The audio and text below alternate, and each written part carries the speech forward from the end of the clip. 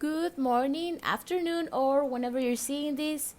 Today we're going to talk about the social dilemma. This is our show and tell project and is presented by María Paula Flores and Ángeles Miranda. So, Tristan Harris is an American technology ethicist whose work in Google was to be a design ethicist, where he was like the moral conscience of the company, and he was studying the way screen applications affect users in terms of their behavior, their connections, their health, or their attitude. So at one point, he noticed that nobody else cared about how the medias were so addictive and decides to do an emergency call. They kinda agreed with him, but it lasted like 5 minutes, and he got tired of the situation, and then he left Google in 2016 to work on reforming the attention economy with the non-profit initiative Time Well Spent, which called out the industry's race to the bottom of the brainstem to capture attention and propose design solutions. Today, Harris still runs and works on Time Well Spent. He also co-founded the Center of Human Technology, where he also serves as its president. Social media has its advantages, that's true. It makes us aware of everything that is going on in the world and we are able to communicate to people. But it also has its disadvantages. When one of them it's that big social media companies manipulate users by using algorithms that encourage addictions to their platforms, and that's a huge problem. There is a problem in the tech industry. It is the manipulation of our brains. Behind each social network, there is a team of people focused on creating the daily decay that we provide them. They go to resources such as our personal data. With personal data, I mean your interests, what you like, what type of content you consume, and the preference you have regarding each network. We believe that, coincidentally, everything that appears on the screen is pleasant and of our interest, but it's not a coincidence. This type of manipulation consists of making you to spend as much time as possible dedicated to your screen. And people who are above the tech companies depend on us users to consume their services. Ads. These are paid by investors in order to be seen by us, which generates profit for them. And we must clear up that social media is not the product. We do not pay for them. The users are the true product, and like in any company, it must continue to generate decay of this.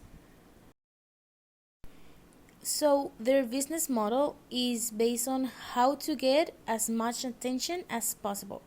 Advertisers pay in exchange for showing us their ads, but they need the guarantee that it will be successful, which leads us to predictions. And these are made by the data that we mentioned before. They are collected since every action we do online is monitored and recorded in order to create models that predict our actions. And many of these companies have three main objectives: that you increase the use, meaning your permanence, that you come back and invite your friends, and the ads, where they make sure that while all this happens, a lot of money is generated with the advertising. They manipulate our minds to spend not 5-10 minutes in social media, but 3-4 hours, and it's a daily thing. It's how we live our lives, and I think we all kind of know it, but don't take it as seriously as we should.